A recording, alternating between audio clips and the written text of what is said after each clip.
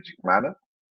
So it's my pleasure to introduce to you, Srivatsan Thiruvallur Thattai, and Srivatsan as he's fondly called, and he's a great friend, a fantastic supporter, and he's also an ex-colleague, of mine.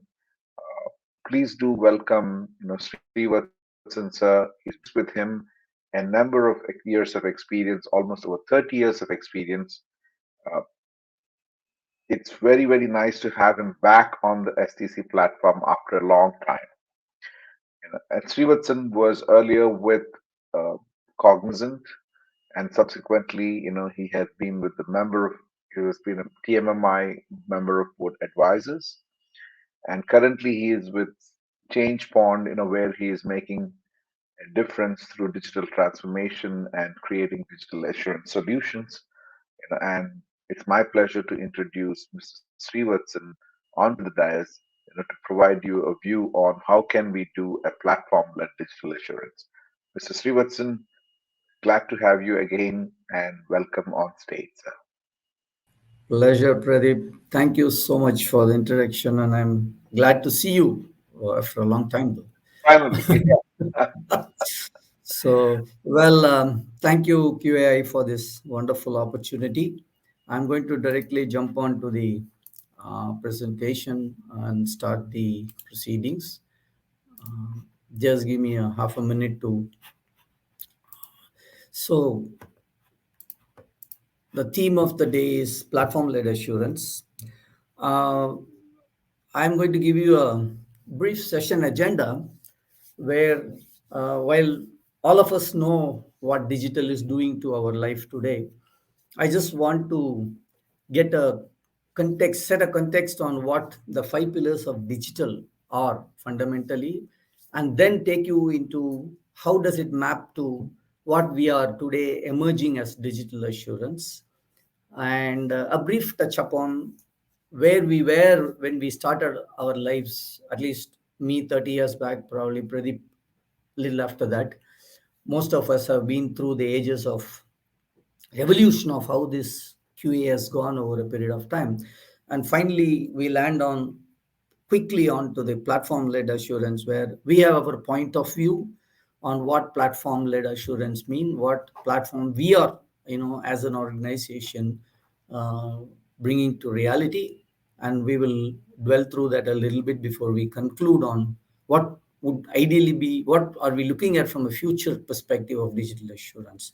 So, without taking a lot of time, the five pillars of digital, it's known, it's published, known. Many of us have gone through this in multiple courses and our literature, wherever we have done. So, quickly, the short form of this is called CCDIV, which is customer, competition, data, innovation, and value. Now, this is what digital strategy backbone is all about, right? So, quickly taking you through each of them. Today, how do we view a customer as opposed to pre-digital age, right? Analog age. How did we view a customer? So today, customers are dynamic network, which means they are the ones who ask for, who demand the services. Today, everything is driven by customer, right? So we are no longer where we produce and then take. Now they make us produce the products and services what they require. So they are the biggest, the customer networks are biggest influencers, which means customers network both are important to us in the digital age as opposed to only the customer in the past. So the other key point is collaborating with the customer and inviting them to build your enterprise. So products, services, strategies of today, customers get involved in the organizational strategy and growth forward, way forward in the digital age. Competition is the area which I'm going to be talking about today, which is what the platform business model fits in there. While the competition in the digital age typically sees blurred distinction between partners and rivals, which means you collaborate with competitors. And so, how Apple and Google do, how Samsung and other providers do. So, many of the competitors are already collaborating with the others. And so, how does it translate into an information technology service perspective is what is we need to talk about. So that is where platforms come into place. So how does platform enable collaboration and exchange of values, right? So when we say blurred distinction, there is going to be exchange of values, and co-opetition is the new digital term coined, where competition and collaboration are, so collaboration with competition is sweetly called as co-opetition in the digital age.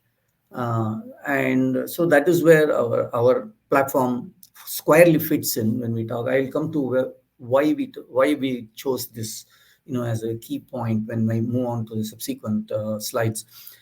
Data, of course, no brainer here. Data is now an enterprise asset, as opposed to what we think as static, data in the past, because today data leverage is huge, and what data can bring, especially historical data, can bring perspectives and dimensions, more from an unstructured data perspective. How do we convert this huge asset that all organizations possess over decades into some fruitful um, insights and strategies that emerge out of data,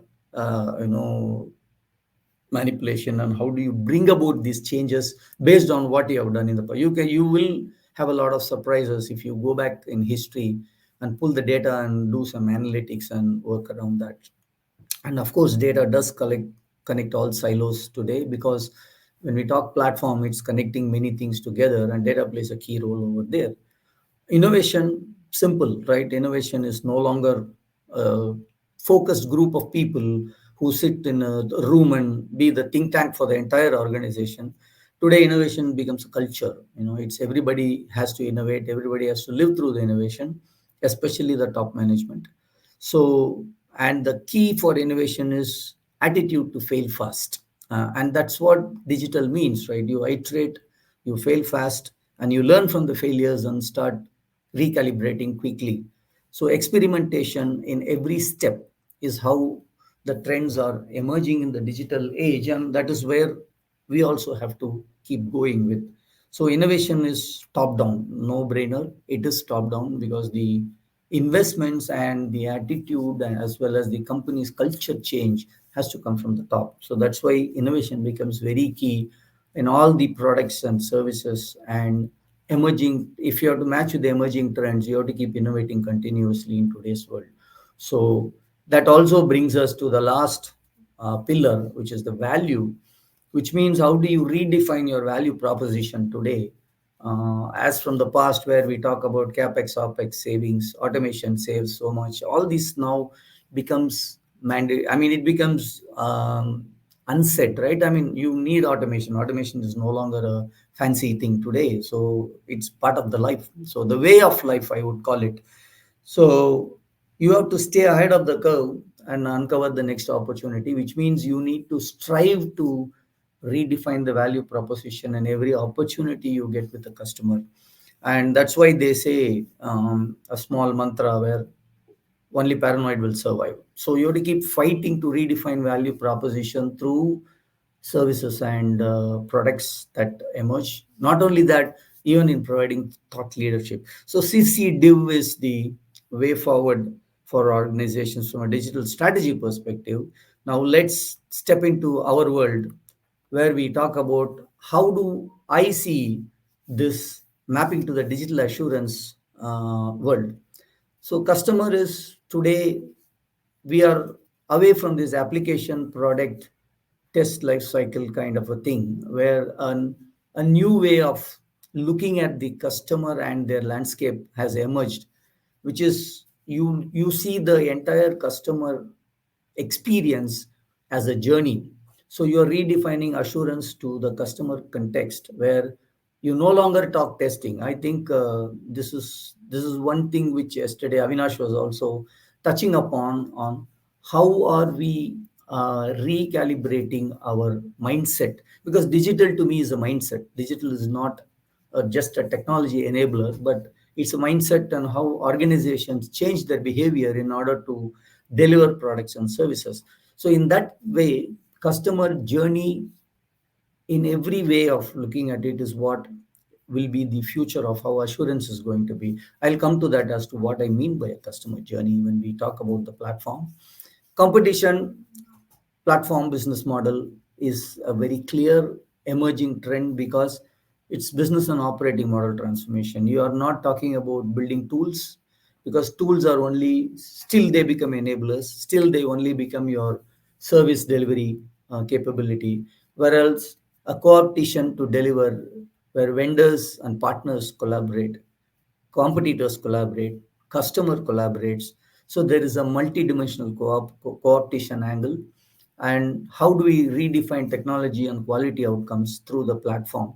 So platform-led assurance with the digital enablers, I have to say, will what will be the future, and that is how we map our assurance space back to the digital pillars. See, why do I do this is because every organization's digital transformation has to factor all the facets of the organization, be it horizontal or a vertical, or be it any capability. There has to be a close mapping of how your strategy, digital strategy, is going to be implemented across the board. In which case, the way how we do testing has to be redefined. And that is the reason why I introduced the pillars, and now I am trying to see how we can map back to the strategies so that it gives you the clearer idea of what are we going to be doing in the next 5 to 10, maybe one and a half decades forward, right? So data in the context of assurance is more red, yellow, green status reporting. While yes, there are organizations already playing around with analytics and things, many in many forms, but bulk of today what we are seeing is still the old format of reporting. Well, data here I'm talking about is not just the data you get from your test management tool, but you are talking all the rounded off data, your effort data, your time data, your cost data, your project management data, program management data, defects, test case coverage, automation coverage, anything. Whole lot of data gets generated while your life cycle keeps moving. And how do you leverage them, pull them into a data lake, and look at an intelligent engine to do decision making aided dashboards and reporting, which is real time.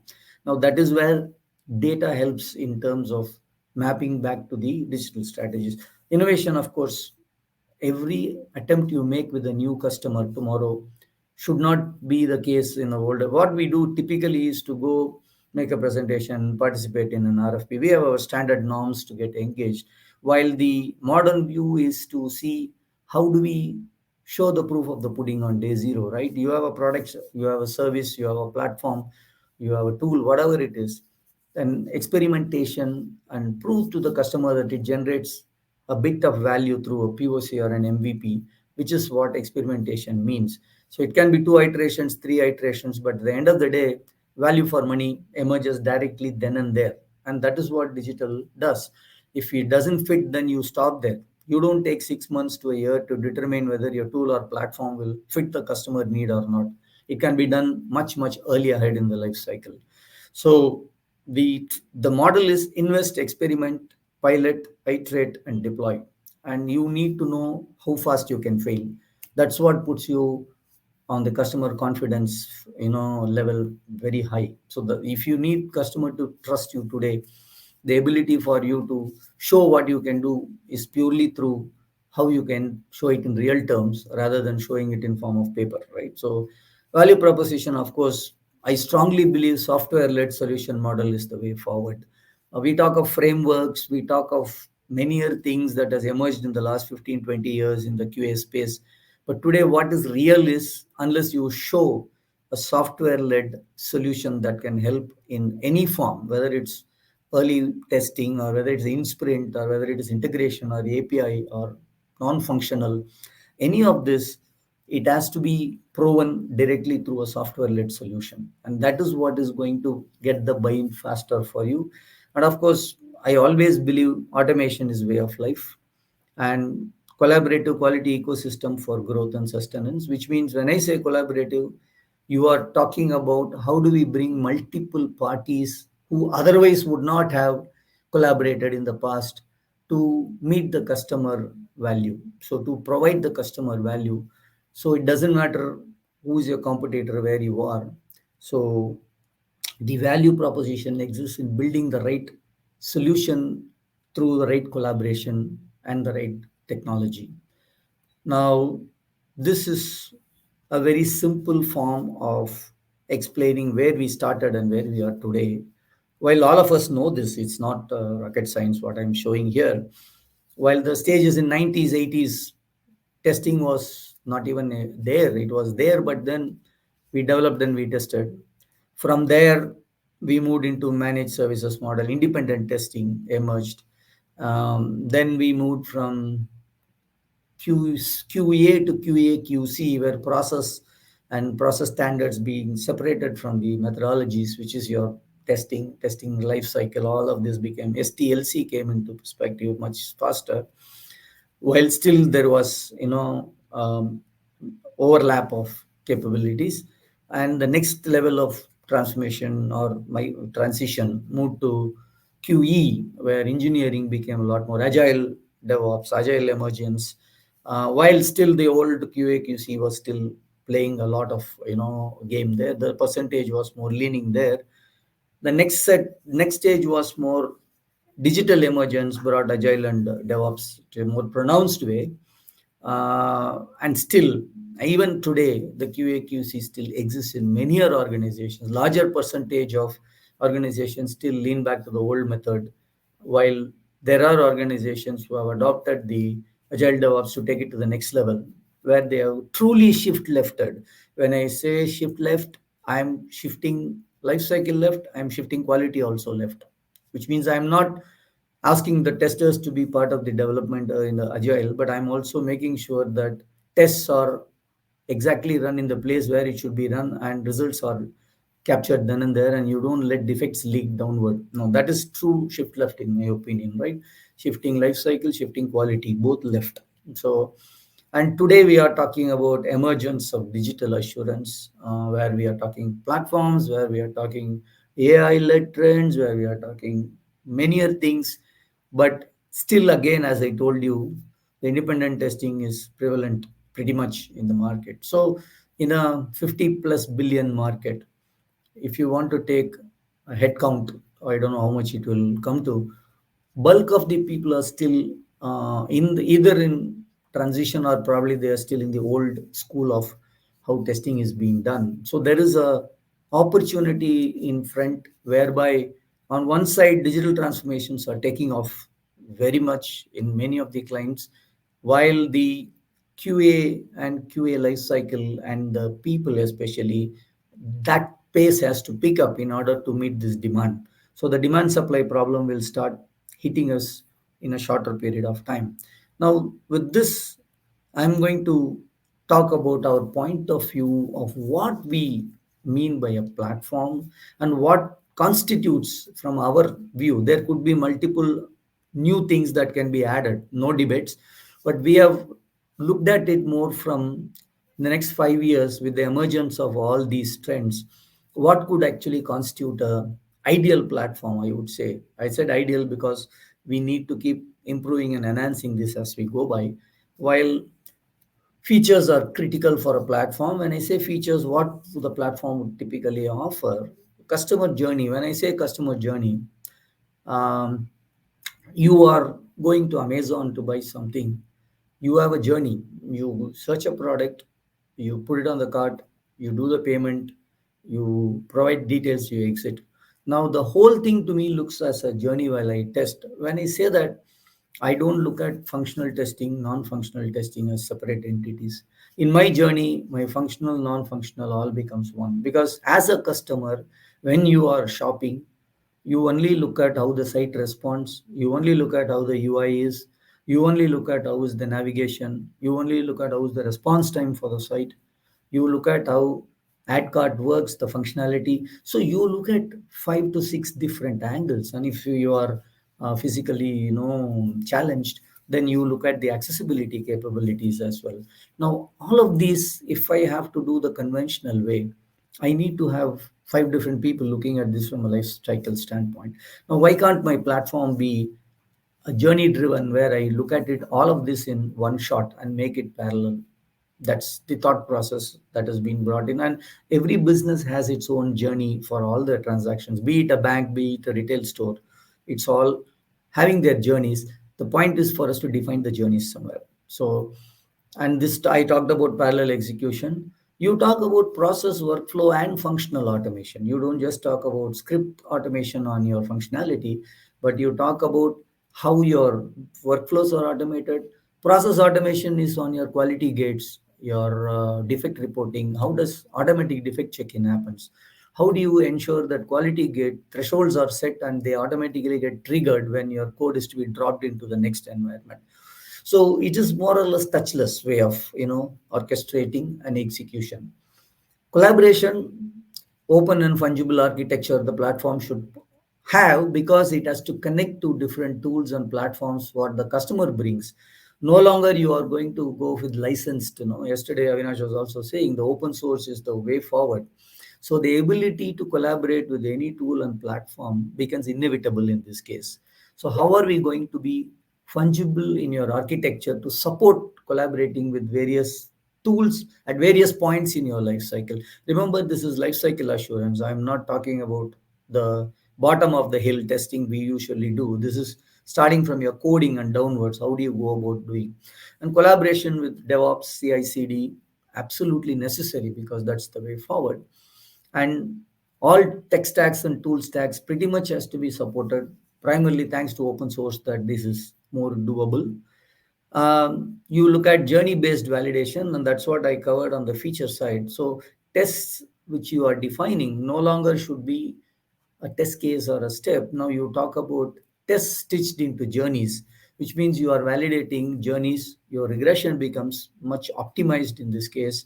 So the ability to do a business validation becomes straightforward for you when you are going for a journey based, assurance.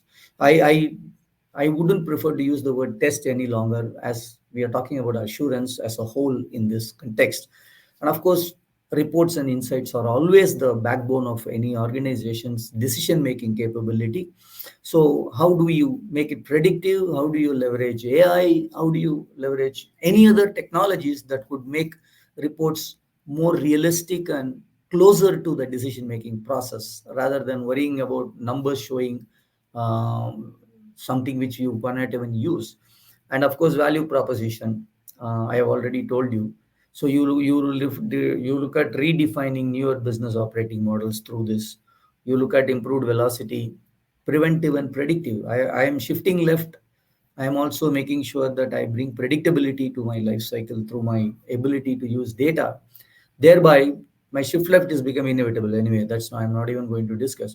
So your platform as a whole has all the abilities of a digital organization to recast their assurance into this format.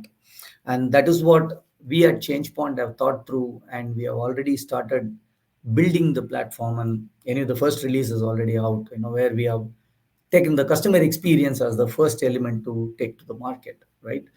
So there are certain other perspectives of platform-led assurance. While I showed you a conceptual model, what is the intent? The intent as an assurance provider to me is to help in the business model transformation rather than quality transformation. Because today, as everything, assurance is one.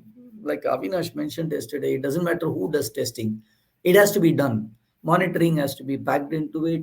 Your code static analysis or your code coverage, everything happens to be part of your assurance today. So you don't look at the differentiation or the China wall between dev, test, and UAT. You start seeing where assurance flows from top to down, and then and anyway, your organization recast is also becoming inevitable. Where today you talk about SDETs and engineers, right? So it becomes common that all of they can work across life cycle, right? So redefining the operating and engagement model, which means you are taking the customer into a newer operating model to operate on a platform whereby I can collaborate with my competitor. We both can provide solutions whereby both our tools can coexist in a platform to provide the customer value. And that is what provides a stronger assurance and a solution to the customer. Workflow process reporting automation anyway. follow the customer, right? Which means product applications is now considered as journey and experience. You do no longer look at committing to quality, committing to coverage. All that is implied today. Today, you just base your entire assurance on what's the customer experience, how do I traverse through the business journey as the customer views it, or customer views it. That's the way.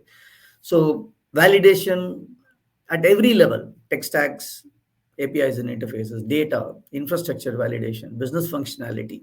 So assurance is now much more than functionality, much more than data. So it's all cutting across every relevant aspect of your tech architecture and landscape, and everywhere assurance is required. So platforms should have an ability to bring these facets into the newer model we are envisaging. People and skill transformation, it is testing everything, right? You don't look at, that's what I told you, the China wall is thinning down, and the only challenge I see in this place, as I told you before, is how do we take the QA fraternity that has been existing for ages today into this new age transformation. Skill transformation alone is not going to support, in my view. There has to be a larger organization initiative to take people across, which means change management, mindset change is becoming inevitable. And it is definitely a bigger and biggest challenge for many organizations to follow. And the biggest part is assets and IPs reside outside the network, while customer outcomes are delivered. That's what I told you earlier, where you do not claim the IP conflicts anymore, because the collaborative platform led operating and business model envisages your tools and assets to be brought to the table to deliver customer value, not singly but in collaboration with your competitors as well. So this also goes back to how we change our QA operating model to facilitate this fundamentally. And lastly, I want to touch upon dimensions of what the future assurance model has in store at a very brief level. So deglobalizing supply chain, where means your near shore, the off and on today is become near shore, off and on. So how do you rejuvenate, or how do you recast your sourcing options? How do you enable your virtual and digital workspace through internal platforms and technologies that will allow you to do collaboration across? And of course, sourcing models and platforms gives you a lot more uh, value in terms of getting to the global talent and see, because otherwise delivering complex engagements today, where all large engagements are broken into, fragmented into smaller pieces, whereby your collaborative ecosystem should be able to deliver multiple pieces at the same time. Aging workforce, very typical in the QA space, where large organizations today still have the testing community, which are age old and they are still around there. So how do you tilt this ratio and align digital skills more into this assurance space? Well, conventional QA is not going to die, like mainframes are still around. It's going to be around for a longer period of time. Whereas modernization of applications and modernization of customer ecosystems demand the skill-based transformation. So there is, especially on the assurance side, I see an opportunity there. Digitalization of services, typical. I just talked about it on the platform, where you talk about multidisciplinary services, or application, product, infrastructure, governance, delivery operations. Everything is now taken as service delivery, and including your carbon footprint management, right? That is also seen as an element of what it costs, how much optimized you are in saving energy, not only your dollars. So how do you even look at it from a assurance perspective? And that is seen as value for money, more than everything. Assets consolidation, I told you the lines are thinning. So how do you bring about integrated assets, maybe a platform of assets, in a common customer collaborative platform can have multiple assets created by multiple organizations to provide customer value. So, and metrics and benchmarks are being redefined to do the carbon footprint, for example, go green, elements, for example. So the way you look at assurance is, I will leave two, three things to summarize. There is going to be an operating model change. There is going to be a business transformation element. There is also going to be a huge skill transformation, while platforms are going to be the way of life tomorrow. I call it way of life because to use the word testers or to use the word test is no longer going to, while I may not see this as tomorrow morning trend, but the emergence of digital and digital trends very strongly indicates, and this I am not talking off my hand, I have interacted with so many clients globally in terms of how they are moving in this trajectory. I should only say that the maturity of this space is pretty low at this point. While this is a fantastic opportunity for us to go forward with a newer business model for assurance, while I will rest my case, Pradeep. Thanks for the opportunity, and I'm ready to take questions.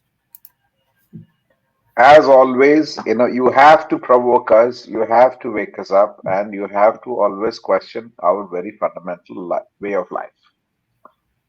That's very interesting, Mr. Srivatsan. And as always, in the sense, it's so much of a pleasure to listen to you tell us how things are changing. It is also a great way to think about how we see assurance on a platform centric way. Not as it's like something like it's a base for everything that we are kind of building on. And the idea of making it a very platform led is a very beautiful idea rather than trying to make it a specific function or a specific activity or a specific task. Seeing quality assurance as a platform is a beautiful, beautiful idea. Really appreciate it. Now, as in, I always have this question about anything that's coming new, Mm. and especially when it is bringing transformation. Mm. Are we, as in, is it something that will be adopted quickly, or do you see a kind of a time lag, or are we ahead of our times? That's what I'm trying to get at. Because We are, sometimes when we get an idea, we believe we are very much ahead. we are, So, how timely is this? we are, at least to me, is my own view, right? We are at least 2 to 3 years ahead. I'm Okay. saying, because you understand, no, Pradeep, the way quality is viewed today is still silos. I'm not seeing digital transformation strictly having a deeper focus on the assurance as a whole. They are still looking at it from end UAT delivery.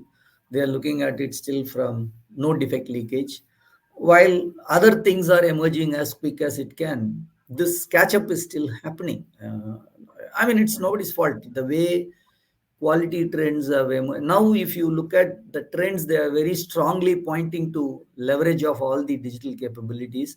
My point is they are all in silos. Now, if you have to bring all this together and make a single unit out of it, that's where the platform emerges. And also the business view of assurance today is journey based, right? Because everything is customer experience. No, your everything is on your mobile phone. So obviously you wanted to see nice things and you wanted to see quick. Everything has to be based on how less time you spend in a more efficient way, which means the apps and your your web pages or any of your products, whatever you handle, has to have the same level of consistency the way you operate, whether you operate it from a desktop, laptop, tablet, or mobile. To me, the omni-channel experience has to be uniform. And when you say experience, you can never do an experience by doing a conventional testing.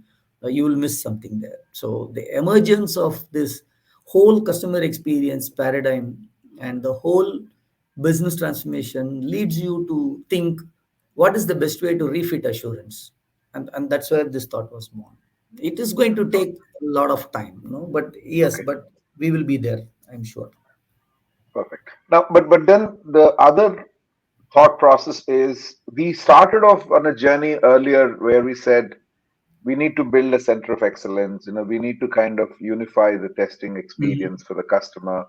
So, Mhm. do you see a decline in the trend of TCOEs or the test center of excellences?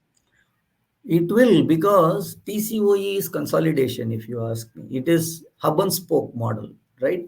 You build services and products and solutions, and you typically large organizations are the one that go towards TCOEs in the past. Now, TCOEs, if it may continue from a structural standpoint, but functional standpoint, they will probably be the platform owners of tomorrow. They will bring all the capabilities, tools, and things to the platform. I would probably call them as platform managers, rather than talking about a TCOE, because TCOE is centralized process, centralized resources. Today, where is the concept of centralized resources? Everything is decentralized today. You are having engineers in one team. You don't have QA and development and testers any longer. So it will, when I say QA itself is going to disseminate into and spread itself across the entire life cycle, there's no point of having a central structure sitting in there. It would be an overhead, in my opinion. Understood. Understood. Now, that's a very interesting perspective, Mr. Srivatsan. And I think in lieu of the timelines, I certainly would like to encourage more questions, but then we will have to stop it here. I will certainly wait for some of the questions and post it back to you on the platform, and that way, you could kind of give us your point of view, and we will circulate as responses to the individuals. Okay. I Yes, hope it sir. makes sense. And really a great pleasure again, Srivatsan, to see you in person. I wish we should have had this conference as a physical conference. Then we could have spent Of a little course. more time discussing these, and the participants would have had the pleasure of learning from your experiences and the vision that you have put forward to us. And thanks again for exciting us in about the view of the future. Thanks, Pradeep. Thanks, Yeah, everybody. yeah. Appreciate it.